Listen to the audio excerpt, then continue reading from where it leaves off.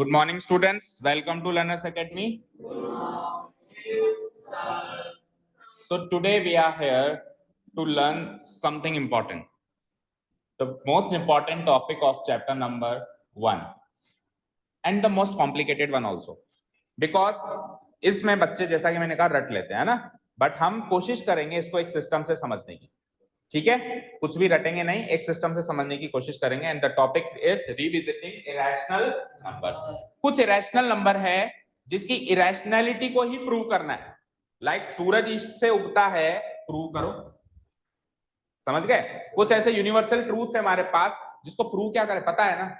तो जब उसकी इरेशनैलिटी को ही प्रूव करना है कि इरेशनल है तो कैसे करें. तो कभी भी कोई चीज जो यूनिवर्सल ट्रूथ है उसको प्रूव करना हो तो उसका उल्टा अज्यूम करके प्रूव किया जाता है, रॉन्ग अजम्पशन लेके.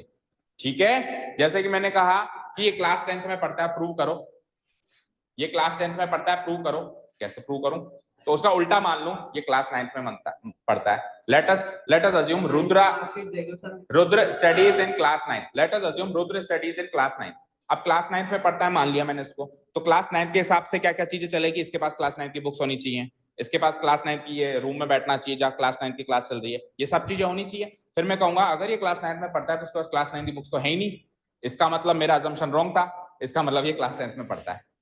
ऐसे होता है, रॉन्ग अजम्पशन से राइट अजम्पशन पे जाएंगे. क्योंकि क्या करूं, यूनिवर्सल ट्रूथ को और कैसे प्रूव करूं. समझ गए? क्लियर है?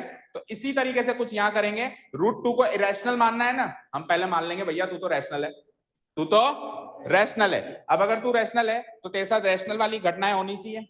अब तेरे साथ में रैशनल वाली घटनाएं करना शुरू करूंगा. करते करते करते करते करते कहीं ना कहीं फेल हो जाऊंगा. फिर पता चला यार रैशनल वाली घटनाएं तो घटनाक्रम तो उसके साथ पूरा हुआ ही नहीं, इसका मतलब मेरा अजम्पशन ही रॉन्ग था. माफ करो, आप तो रैशनल हो. ठीक है, पहले रैशनल मानो और शुरू हो जाओ. ठीक है, अच्छा ये तो था जो हमको करना है. अब इसको इरेशनल प्रूव करने के प्रोसेस में एक थ्योरम आती है, तो पहले वो छोटी सी थ्योरम पढ़नी है, फिर इसका प्रोसेस शुरू करना है. सो आपने हेडिंग डाली रिविजिटिंग इरेशनल नंबर्स, उसमें आप सब हेडिंग डालो इंपॉर्टेंट थ्योरम. सब हेडिंग डालो important theorem. So let's study that sub important theorem first, then we will come to the topic. Important theorem पढ़ो क्या कहता है. बड़ी आसान सी थ्योरम है, एक बार में समझ में आ जाएगी. If a prime number p divides a square, लिख लो एक बार चलो.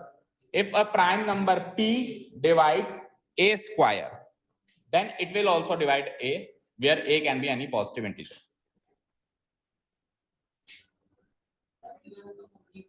यस, जब मैं कहूंगा डिवाइड करना दैट मींस कंप्लीट डिवाइड करना है ना, रिमाइंडर नहीं बचना चाहिए. अंडरस्टूड है? तो मैं कह रहा हूं 2 4 को डिवाइड कर रहा है तो कंप्लीट डिवाइड कर रहा है, डेसिमल नहीं आना चाहिए.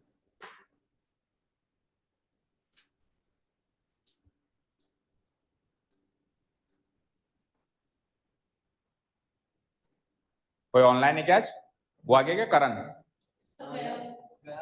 तो वो ऑनलाइन लेता है ना. अच्छा एनीवेज,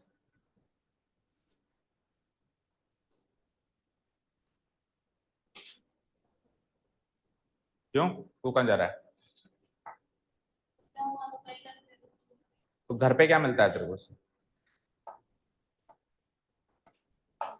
बच्चे तो बोर हो जाते हैं उल्टा कर. ओके चलो लेट्स सी.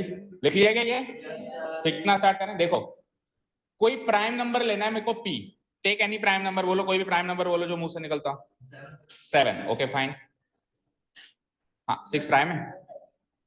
ओके 16 प्राइम है. 69 प्राइम है.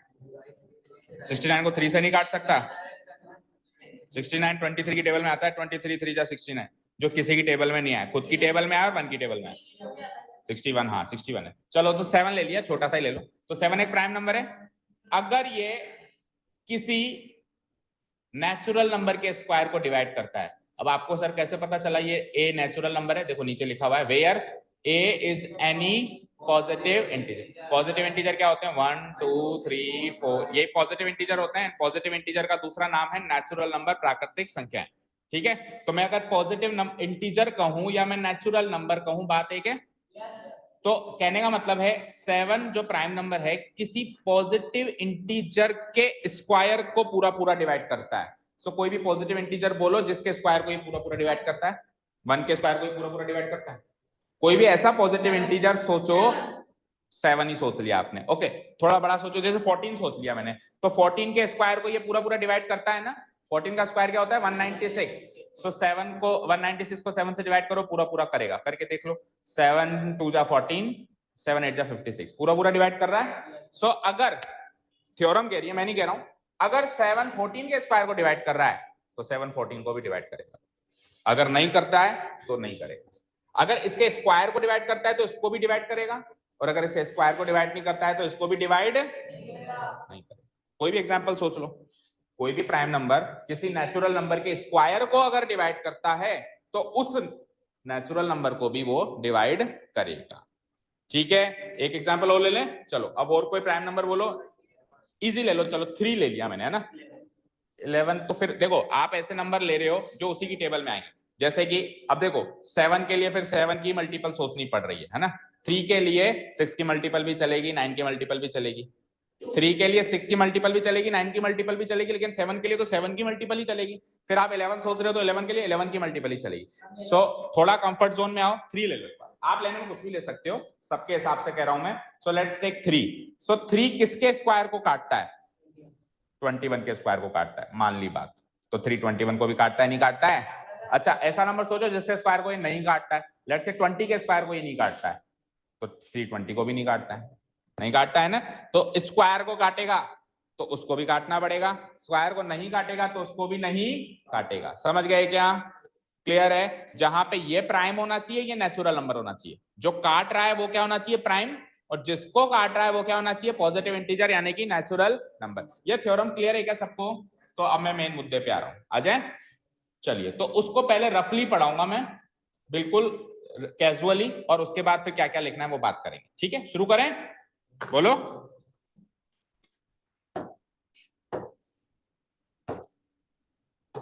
√2 को इरेशनल प्रूव करते हैं ना, रफली, बिल्कुल रफली।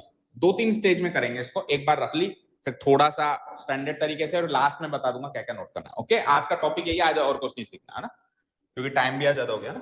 देखो, √2 को इरेशनल प्रूव करना है। एक बार के लिए मान लो भैया तू तो रैशनल है, उल्टा अजम्पशन कर लो, है ना। सो मैंने मान लिया, लिखना मत कुछ भी, ध्यान देना समझने पे, और ऐसे कोशिश करो कि ऐसा समझेंगे कभी ना भूले, लास्ट बोर्ड एग्जाम्स तक भी ना भूले, उसके बाद भी ना भूले। सो लेट √2 बी, मैंने मान लिया भैया तू तो रैशनल है, मान लिया। अब रैशनल मान लिया तो रैशनल के सारे रूल्स फॉलो करेगा। रैशनल का सबसे बड़ा रूल क्या होता है? P/Q की फॉर्म में आप लिखे जा सकते हो, जहां पे P और Q इंटीजर्स हैं और Q नॉट इक्वल टू 0। सो अगर आप रैशनल हो तो आप P/Q की फॉर्म में लिखे जा सकते हो। अगर आप रैशनल हो तो आप P/Q की फॉर्म में लिखे जा सकते हो। Where P and Q are integers. अभी देखो, अभी हमको पूरा लिखना पड़ता है P and Q are integers. जब हम 11 12 में आएंगे तो थोड़ा काम आसान हो जाएगा, इंटीजर्स को लेटर Z मिलता है, तो हम सीधे सीधे कह देते हैं P and Q belongs to Z। ठीक है, P and Q are integers, and साथ में Q should not be equal to, ये काम है ना। अब सुनना, जब हम किसी भी नंबर को P/Q की फॉर्म में लिखते हैं तो दो बातें होती हैं। पहली बात, P और Q कट सकते हैं, दूसरी बात नहीं कट सकते हैं। फॉर एग्जाम्पल 0.7 एंड 0.4 दो नंबर है, इसको P/Q की फॉर्म में लिखना, बोलो, इसको P/Q की फॉर्म में लिखना, क्या 7 और 10 कट सकते हैं? क्या 4 और 10 कट सकते हैं? तो जैसे ही हम किसी भी नंबर को P/Q की, दोनों रैशनल है, किसी भी रैशनल नंबर को जैसे ही मैं P/Q की फॉर्म में लिखता हूं तो दो बातें होती हैं, या तो जो न्यूमरेटर डिनोमिनेटर है वो कट सकते हैं, और या फिर वो नहीं कट सकते हैं। जब वो नहीं कट सकते तब उनको कोप्राइम बोला जाता है। कल सिखाया था ना, कोप्राइम नंबर्स क्या होते हैं? जिनमें कुछ कॉमन नहीं होता। और अभी तो ये कट सकते हैं, तो मैं कहूंगा अभी ये नॉट कोप्राइम है, अभी ये नॉट कोप्राइम है। हाँ, 2/5 की फॉर्म में वो कोप्राइम है, अभी तो ये नॉट कोप्राइम फॉर्म में है ना। क्या कोप्राइम क्या होता है? जिसमें 1 और 1 के अलावा कोई भी कॉमन फैक्टर ना हो। जैसे 7 और 10 में 1 ही कॉमन है और कोई कॉमन फैक्टर नहीं है, इसमें तो 2 भी है common factor, so common factor अगर होगा तब तो वो कोप्राइम नहीं होगा, और कॉमन फैक्टर नहीं होगा तब वो कोप्राइम होगा। जैसे 7 और 10 को नहीं काट सकते, कोई कॉमन फैक्टर ही नहीं है, तो कह दूंगा कि P and Q R coprime. इधर पी एंड क्यू अभी तो कोप्राइम नहीं है, इसको अगर मैं काट दूं 2/5 बना दूं फिर वो कोप्राइम 2 and 5 कोप्राइम बन जाएंगे। क्लियर है यहां तक? अब ये तो इसको लिखना नहीं है इस थ्योरम में, ये तो कोई एक्स्ट्रा चीज थी जो आपको सिखानी थी। अब आ जाइए आप मुद्दे पे। तो आपने √2 को p by q की फॉर्म में लिख लिया सबने। तो जैसे ही मैंने √2 को p by q की फॉर्म में लिखा तो दो बातें हो सकती हैं, या तो p और q कोप्राइम है जैसे अभी मैंने बताया, और या फिर नहीं है। तो हम कभी भी कोई थ्योरम प्रूव करते हैं तो हम गिरी से गिरी कंडीशन सोचते हैं। तो हम एक बार के लिए सोच लेते हैं कि ये भी कट सकता है, ये कोप्राइम नहीं है। हम ऐसे मान लेते हैं कि ये कट सकता है, यानी p और q उस वाली फॉर्म में 0.4 वाली फॉर्म में 4/10 वाली फॉर्म में जिसमें अभी ये कट सकते हैं, क्योंकि हम हमारे कंफर्ट जोन के हिसाब से क्यों मान लें कि ये तो कट ही नहीं सकते। हम थ्योरम प्रूव करेंगे वर्स्ट कंडीशन में, तो हम क्या मान लेते हैं कि p और q अभी कोप्राइम नहीं है। तो कोप्राइम बनाने के लिए लेट्स से 4 and 10 कोप्राइम नहीं है, तो उसको कोप्राइम बनाने के लिए क्या करना पड़ता है कि डिवाइड, काटना पड़ता है। जैसे देसी भाषा में हम कहते हैं काटना पड़ता है। तो किससे काटोगे उसको? पता है 2 से क्यों काट रहा हूं मैं? पता है 2 से ही क्यों काट रहा हूं मैं? क्योंकि 2 इनका कॉमन फैक्टर है। इसके फैक्टर्स क्या होंगे? 2 into 2। इसके फैक्टर्स क्या होंगे? 2 into, सो 2 इनका कॉमन फैक्टर है, इसलिए तो ये 2 से कट रहा है। तो जब भी अपन काटते हैं तो एक्चुअली कॉमन फैक्टर से ही काटते हैं, हमको पता नहीं था। हम जब भी नंबर्स को काटते हैं न्यूमरेटर बाय डिनोमिनेटर, तो हम किससे काटते हैं? Common factor. तो अभी p और q काट सकते हैं इस पोजीशन में, तो मैं p और q को इन्हीं के कॉमन फैक्टर से काट रहा हूं, इन्हीं के कॉमन फैक्टर से काट रहा हूं। तो एक लाइन लिखेंगे हम इसके बाद,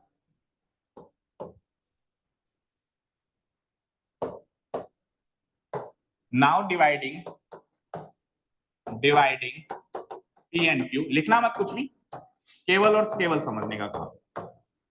वीडियो भी मिल जाएगी लिखने के लिए, तो है ना। Dividing p and q bye their common factor, bye their common factor.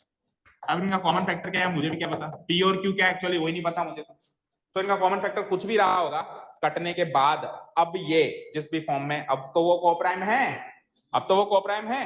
We get जो p by q था वो अब बन चुका है a by b। एक नए लेटर्स दे दिए मैंने, a by b, और अब ये जो a और b है ये कोप्राइम कट चुका है। पहले वो p और q नामक कोई इंटीजर्स थे, अभी a और b नामक इंटीजर्स हैं ये भी इंटीजर्स हैं, ये भी इंटीजर्स, बस वो कोप्राइम नहीं थे, कट सकते थे। और अब ये कटने के बाद अब ये a और b क्या बन गए? कोप्राइम बन गए। तो मैं इस चीज को मेंशन करूंगा, where a and b are coprime. बस ये बात ही दिक्कत पैदा करेगी जिससे प्रूव होगा कि ये इरेशनल। हाँ ऑब्वियसली ये तो q is not equal to 0 है, तो ये लिख सकते हो कि b obviously not equal to, ठीक है, denominator not equal to 0। Main मुद्दा ये है कि अब a और b कोप्राइम्स, अब a और b, अब इस क्वेश्चन में कहीं भी ऐसी जगह एक ऐसी चीज प्रूव हो जाए कि a और b तो कोप्राइम नहीं है, तो हो जाएगा ना कॉन्ट्राडिक्शन। अभी आप कह रहे हो a और b कोप्राइम है, और इसी कॉन्ट्राडिक्शन मतलब जो अपन कह रहे हैं उसी का विरोध, विरोधाभासी वाक्य। कोई वाक्य जो अपनी बात का विरोध करे उसको कहते हैं विरोधाभासी वाक्य। जैसे मैं कोई बात कह रहा हूं और अगली बात में मैंने अपनी बात का विरोध कर दिया, यानी कि मैं पहली बात झूठ कह रहा था या तो अभी वाली बात झूठ कह रहा हूं, दोनों बातें तो सच कह नहीं सकता। सो अभी मैं कह रहा हूं ए और बी कोप्राइम है, अब कॉन्ट्राडिक्शन पैदा हो जाएगा इसी सॉल्यूशन में आगे, जिसमें ए और बी कोप्राइम नहीं होंगे। तो होंगे नहीं होंगे एक ही क्वेश्चन में कैसे हो रहा है, तो इसका मतलब हमारा assumption गलत था। ठीक है, यहां तक क्लियर है क्या सारी बात? P और Q उनके कॉमन फैक्टर से जो भी रहा हो, जैसे 4 and 10 का 2 है तो 2/5 हो गया। P और Q ही नहीं पता तो A और B भी नहीं पता, तो उनका कॉमन फैक्टर भी नहीं पता, कुल मिला के कटा गया और A by B बन गया, और अब ये A और B जो है वो कोप्राइम। ठीक है, क्लियर है? चलेंगे आगे। ये इस क्वेश्चन की स्टेज नंबर 1 क्लियर हो गई। अब स्टेज 2 पे चले। अब कुछ मैथमेटिकल कैलकुलेशंस चलेंगे इस क्वेश्चन में। यहां तक कोई डाउट नहीं है? ठीक है ना, लिखने का टाइम में दे दूंगा। अब सुनो, अब जो है √2 की वैल्यू a by b आ चुकी है। क्या आ चुकी है? √2 की वैल्यू p by q मान ली थी, जो काटने के बाद क्या बन गई? कोई डाउट नहीं है? आप इसी पोजीशन पे स्क्वायर करेंगे बोथ साइड्स। इक्वेशन है ना कि एक LHS RHS, तो इसमें आप स्क्वायरिंग बोथ साइड्स कर सकते हैं। तो वैसे तो लाइन लिखनी पड़ती है स्क्वायरिंग बोथ साइड्स, लेकिन वो जब मैं नोट दूंगा तो आप नोट कर लेना, अभी मैं केवल स्क्वायर कर देता हूं। सो लेट्स से मैंने बोथ साइड्स क्या कर दिया, कर दिया। सो टेल मी √2 का स्क्वायर, ए का स्क्वायर, बी का स्क्वायर। हाँ बोलो। किसी भी नंबर का स्क्वायर माइनस होता है? बेटा कौन सी गणित पढ़ रहे हो आज हम? किसी भी नंबर का स्क्वायर रूट प्लस माइनस होता है। किसी भी नंबर का स्क्वायर प्लस माइनस नहीं होता, 100% प्लस होता है। प्लस वाले का नंबर का स्क्वायर भी प्लस होता है, माइनस वाले नंबर का स्क्वायर भी प्लस ही, माइनस नहीं होता प्लस होता है। ठीक है, तो मैं स्क्वायर कर रहा हूं, स्क्वायर रूट नहीं कर रहा हूं। क्लियर? ओके, सो √2 का स्क्वायर 2, ए का स्क्वायर ए स्क्वायर, बी का स्क्वायर। अब यहां से मैं इस स्टेटमेंट को कुछ ऐसे मोड़ सकता हूं क्या? चेक करो कैसे, सुन तो ले, देख तो ले। B square equal to A square by 2। Check करो क्या चेंजेस किया मैंने। 2 को इधर ले आया, बी स्क्वायर को उधर ले गया। ये बी स्क्वायर जो था इसको इधर ले आया और 2 को इधर ले आया। चेंजेस कर सकता हूं ना, इक्वेशन में चीजें इधर उधर जा सकती है ना, कोई डाउट नहीं है। अब सुनना जो मैं कह रहा हूं और ध्यान से सुनना। ए और बी कोई इंटीजर है, नेचुरल नंबर है, पॉजिटिव इंटीजर है? तो ये ए जो है, ये ए एक इंटीजर है, तो ए स्क्वायर एक इंटीजर का स्क्वायर हुआ। 2 एक प्राइम नंबर है। अभी अभी अपने एक इंपॉर्टेंट थ्योरम पढ़ी है कि एक प्राइम नंबर अगर किसी नंबर के स्क्वायर को काटेगा तो वो उस नंबर को भी काटेगा। अच्छा, ये इसके स्क्वायर को काट रहा है नहीं काट रहा है, ये कैसे पता चला? ए स्क्वायर बाई 2 की वैल्यू बी स्क्वायर आ रही है। बी एक इंटीजर है और इंटीजर का स्क्वायर भी इंटीजर है। तो अगर हम किसी को किसी से डिवाइड करें और एक इंटीजर आए तो इसका मतलब पूरा पूरा काटना होता है कि नहीं होता है? फॉर एग्जाम्पल जैसे मैंने 4 डिवाइडेड बाई 2 किया, क्या आया? तो एक इंटीजर आया ना, तो मैं क्या कह दूंगा? 2 4 को काटता है। लेकिन अगर मैंने 3 डिवाइडेड बाई 2 किया तो क्या आया? 1.5। इंटीजर नहीं आया ना, तो मैं क्या कहूंगा? 2 3 को नहीं काटता है। तो किसी नंबर से किसी नंबर को डिवाइड करें और बदले में इंटीजर आ जाए तो क्या कहेंगे कि हाँ डिनोमिनेटर न्यूमरेटर को काटता है, और इंटीजर ना आए, डेसिमल नंबर आए तो कह देंगे कि नहीं काटता है। अभी ये इंटीजर है, इसका स्क्वायर भी इंटीजर है, तो बदले में इंटीजर आ रहा है, इसका मतलब ये इसको काटता है। नहीं समझ आ रहा? कोई बात नहीं, अब आप जवाब देंगे। मुझे कोई भी पॉजिटिव इंटीजर बताओ रुद्र। यस, 4। इसको कहां तक ले गए थे हम? इसके बाद बी को इधर ले आए थे, नहीं सॉरी, इधर तो अपन ने स्क्वायर रूट किया था। सॉरी, 2 इक्वल टू, और फिर यहां से हमने चेंजेस किए थे, 2 इधर बी।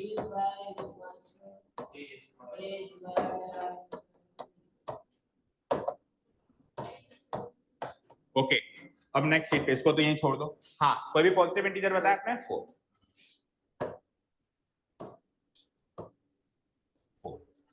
अब कोई ऐसा नंबर बताओ जिससे 4 कटता है, 2 से कटता है। कट के क्या आता है? क्या ये एक इंटीजर है? पॉजिटिव है या नेगेटिव है? इंटीजर तो है। अब उसी 4 को ले लो वापस, और अब ऐसे नंबर से डिवाइड करो जिससे ये नहीं कटता है। 3 से ये नहीं कटता है, वेरी गुड, है ना? हाँ ठीक है, ये 3 से नहीं कटता है तो पैसे लेगा। तूने बोले तो अखबार में नाम छपवाऊं? हाँ, 3 से नहीं कटता है, बोलना आंसर क्या आया? अंदाजन आंसर 1.333 ऐसे आएगा। तो ये क्या, ये एक इंटीजर है? Not an integer. क्या शिक्षा मिली कहानी से?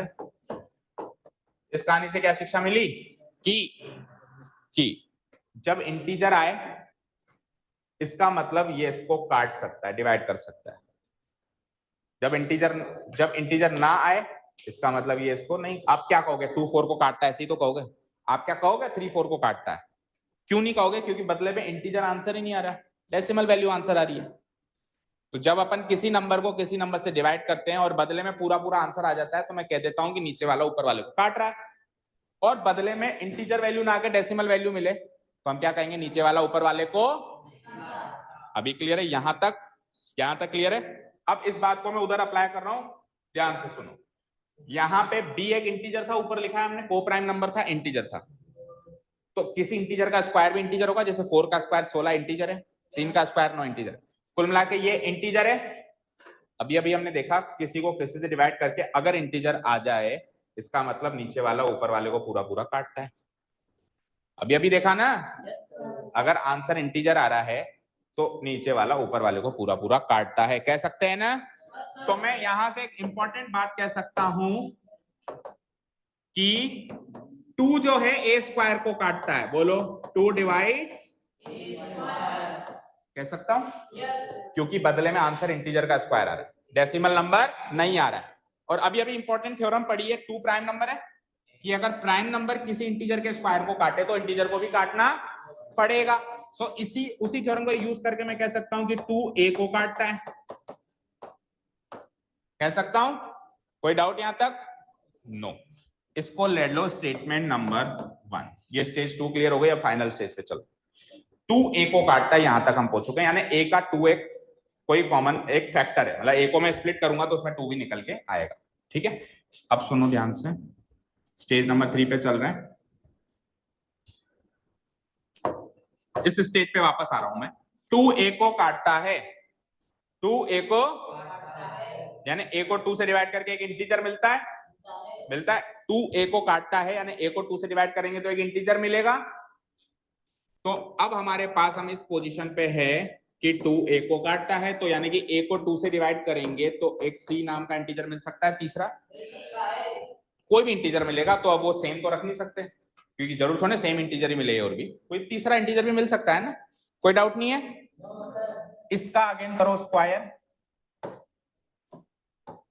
तो ए का स्क्वायर यहाँ पे लिख देना वेयर सी इज, वैसे जो नोट्स बताऊंगा तो उसमें सब लिखा हुआ है, where c is an integer लिख देंगे। ए का स्क्वायर ए स्क्वायर, 2 का स्क्वायर 4 को मैं वैसे तो 4 लिख सकते हैं लेकिन 2 into 2 लिख दूं तो भी कोई दिक्कत नहीं है, अभी समझ में आ जाएगा ऐसे क्यों लिख रहा हूं मैं। और सी का स्क्वायर, बोलो यहां तक किसी को कोई दिक्कत? अब आप वहां जाओ, ऊपर देखो आपकी स्क्रीन में दिख रहा है आपको एक चीज, ए स्क्वायर बाय 2 की वैल्यू क्या है?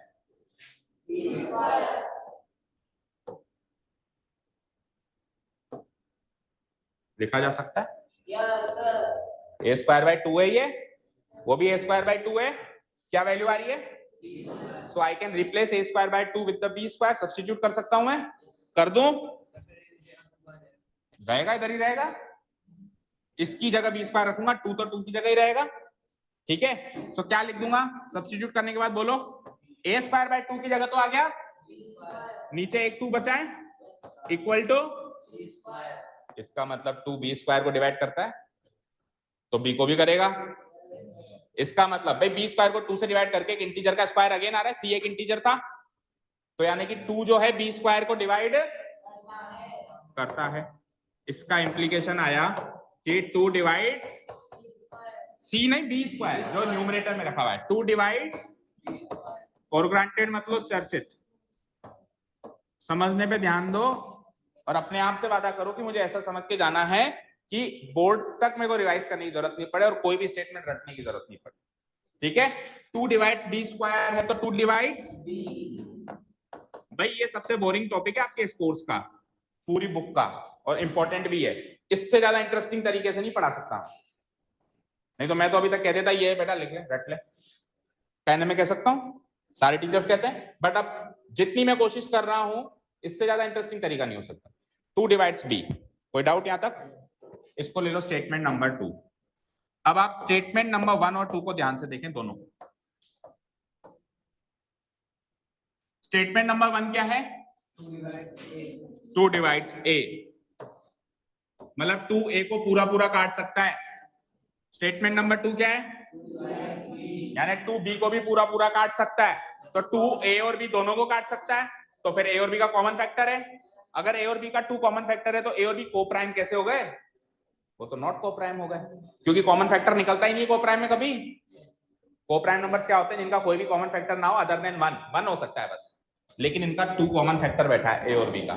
एक जगह हमने प्रूव किया ए और बी नॉट को प्राइम, अभी प्रूव हो गया ए और बी, उस जगह प्रूव किया को प्राइम और इस जगह प्रूव हो गया नॉट को प्राइम।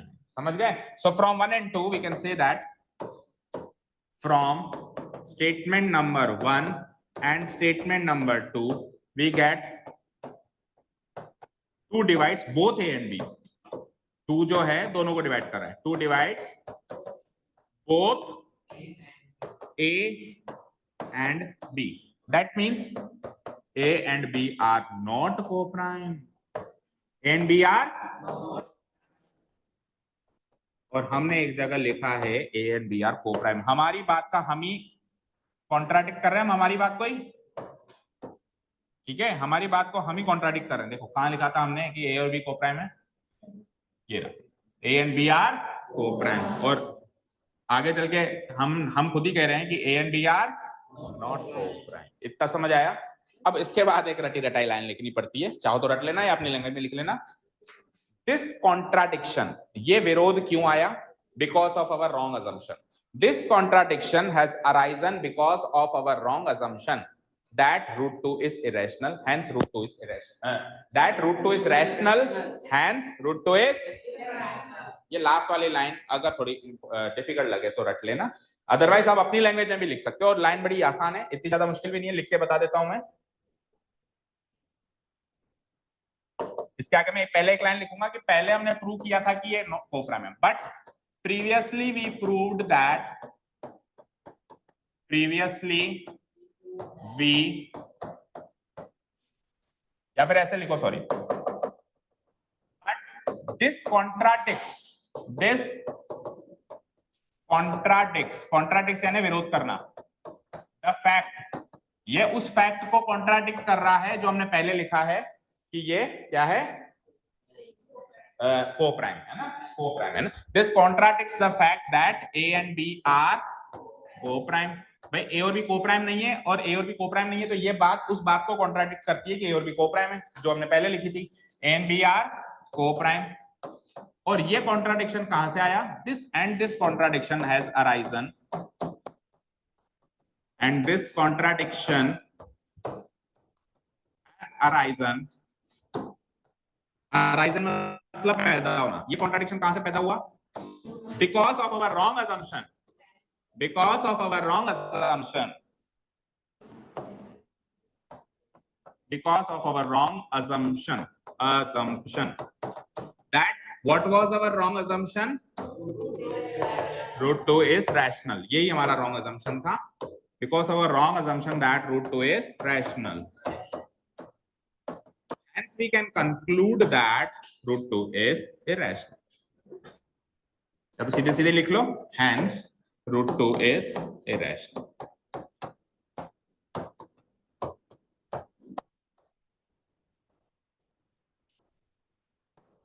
Proof, hence, पढ़ लो 4 नंबर पढ़ते हैं, कोई रोक ही नहीं सकता। 6 इस चैप्टर में से बड़ा क्वेश्चन आया तो, इनकेस अगर आया नहीं तो बात अलग, क्योंकि बड़ा क्वेश्चन यही बनेगा। 4 नंबर 6 का बनता है, लेकिन 6 का तो नहीं बनेगा, ये 4 का ही आता है अगर बट में आता है, और टोटल 6 का है तो फिर आ सकता है, क्योंकि और बचा है क्या, 2 ही तो एक्सरसाइज है, तो एक बड़ा 4 नंबर का और एक 2 नंबर के जो अपन ने रिलेशनशिप पढ़े वो आ सकते हैं। ठीक है क्या? क्लियर? सो अब नोट डाउन करने का काम। सो नोट डाउन करने के लिए तो पूरा स्ट्रक्चर बना हुआ है, कुछ कुछ लाइंस इसकी उससे मैच होगी, कुछ हल्की फुल्की इधर उधर हो सकती हैं। सो इसमें से नोट डाउन करोगे या मैं उसमें, देख लो आप जो आपको सही, तो फिर अभी घर जाओगे?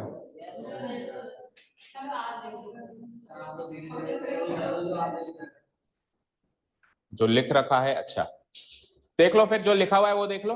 वीडियो से अगर नोट डाउन करना है तो जो लिखा हुआ है उसको स्क्रॉल कर देता हूं मैं धीरे धीरे। देखो, how to prove that root 2 is rational. सबसे पहले सपोज करना है on the contrary. On the contrary मतलब उल्टा। ऑन द कॉन्ट्रेरी का मतलब क्या होता है? उल्टा अज्यूम करो कि रूट 2 क्या है, क्या? अब देखो 2-3 शब्द इधर उधर लिख सकते हैं, इंग्लिश का एग्जाम नहीं, मैथ्स का एग्जाम है ना। सो इंग्लिश के दुद्धा की जगह ए लिख दिया, एक ही जगह ऑफ लिख दिया, तो इसके मार्क्स नहीं कटेंगे। जो लिखना चाहिए मैं बता रहा हूँ, अब थोड़ा बहुत आप अपने हिसाब से बना सकते हो, इंग्लिश मीडियम स्कूल में पढ़ते हो सब लोग। और कॉन्ट्रेरी का मतलब होता है उल्टा अज्यूम करना। हमको प्रूव करना है रूट 2 इरेशनल है, हमने उल्टा अज्यूम कर लिया कि रूट 2 रैशनल है, कर लिया। So root 2 can be written in the form p by q where p and q are integers and q not equal to 0। इधर ध्यान दे लो, रूट 2 की वैल्यू p by q हो गई। अब अभी तो हम मानते हैं कि रूट 2 क्या है, ज्यादा नीचे आ गया, अभी तो हम मानते हैं कि रूट टू की वैल्यू जो पी बाई क्यू है उसमें पी और क्यू को प्राइम नहीं है, अभी तो हम ये मानते हैं। हाँ, let us suppose P and Q have some common factor other than 1, 1 के अलावा उनका कोई कॉमन फैक्टर है, दैट मींस ये अभी तो कोप्राइम नहीं है, इसलिए हम डिवाइड कर रहे हैं P और Q को उन्हीं के कॉमन फैक्टर से, ताकि हमको क्या मिल जाए, रूट टू की वैल्यू P बाई Q से A बाई B की फॉर्म में मिल जाए, जहां पे A और B का कोई कॉमन फैक्टर ना हो और वो कोप्राइम्स हो जाए। ठीक है ना, where A and B are coprimes, that is, इसका मतलब A and B do not have a common factor other than 1, 1 के अलावा उनका कोई कॉमन फैक्टर नहीं है। समझ आ रहा है? अब ये स्टेज 1 अजम्पशन का काम यहाँ खत्म हुआ। स्टेज 2 में हम क्या करेंगे, रूट टू की वैल्यू A बाई B तक आ गए थे हम, स्क्वायरिंग बोथ साइड्स करा, तो रूट टू का स्क्वायर 2, A का स्क्वायर रूट टू का स्क्वायर 2, A का स्क्वायर A स्क्वायर, B का स्क्वायर B स्क्वायर। सो B स्क्वायर को उधर पहुंचाओ, 2 को इधर पहुंचाओ। ठीक है, सो क्या आ जाएगी B स्क्वायर की value, A square bye A square by 2, 2 को नीचे पहुंचाओ, सो B स्क्वायर की वैल्यू A स्क्वायर बाय 2, इसका मतलब 2A स्क्वायर को डिवाइड करता है, और 2A स्क्वायर को डिवाइड करता है तो एक थ्योरम सीखी है। अब देखो ये थ्योरम मैंने यहाँ पे लिख दी है, क्यों लिख दी है, क्योंकि हम कैसे लिखेंगे 2A स्क्वायर को डिवाइड करता है, तो देखो हमने अभी जब समझाया था, सो 2 डिवाइड्स A स्क्वायर से सीधे ये लाइन लिख दी थी, बट 4 नंबर के क्वेश्चन में आपको ये थ्योरम भी लिखनी है। हम जानते हैं कि अगर कोई प्राइम नंबर A स्क्वायर को डिवाइड करेगा तो A को भी करेगा, इसीलिए 2A को भी करेगा। उस थ्योरम के अंदर ये थ्योरम की एक स्टेटमेंट लिखनी है। ठीक है, ठीक है ना, हम जानते हैं कि कोई प्राइम नंबर अगर A स्क्वायर को डिवाइड करेगा तो वो A को भी करेगा, सो 2 अगर A स्क्वायर को डिवाइड करेगा तो 2 प्राइम नंबर है, वो A को भी करेगा। यहां तक आ गए?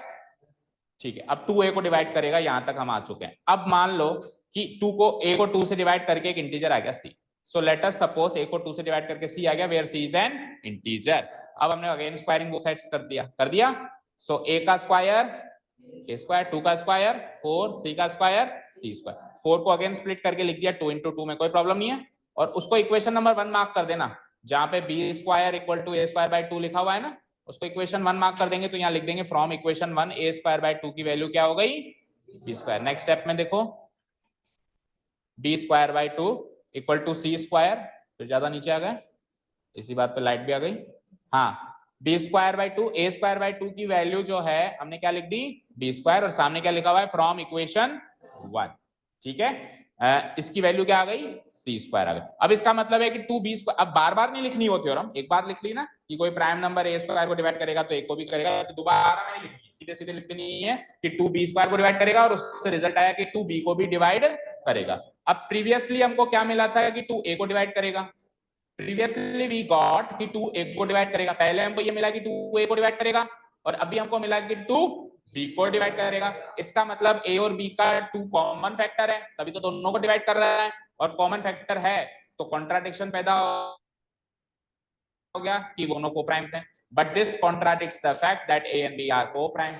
ठीक है, and this contradiction has arisen from our incorrect assumption या wrong assumption that root 2 is rational, so root 2 is irrational. Book खोलो एक बार, देखो बुक में भी देख लो ये थ्योरम कहाँ है। अगर आपको यहां से कोई कंफ्यूजन हो तो बुक के स्टेटमेंट्स भी सही हैं, और करीब करीब 90% सेम स्टेटमेंट्स लिखे मैंने, ताकि आपको ऐसा ना लगे कि दो दो चीजें। ये तो वो वाली थ्योरम आ गई, P डिवाइड्स A स्क्वायर वाली, चेक करो, ये तो वाली थ्योरम आ गई 1.3, और जस्ट इसके नीचे आती है 1.4। तो देखो करीब करीब स्टेटमेंट्स वही है। अब हो सकता है हमने P और Q लिए, उन्होंने R और S ले लिए, तो उसमें तो कोई फर्क नहीं है। हो सकता है हमने P और Q लिए तो उन्होंने क्या ले लिए, R और S, फिर R और S से डिवाइड करके अगेन A बाई B में आ गए वो लोग। A बाई B में आने के बाद फिर वही डिवाइड किया, स्क्वायर किया, करीब करीब सेम है। आप चाहो तो बुक की स्टेप्स की भी रीडिंग लगा लेना, 90% स्टेप्स सेम।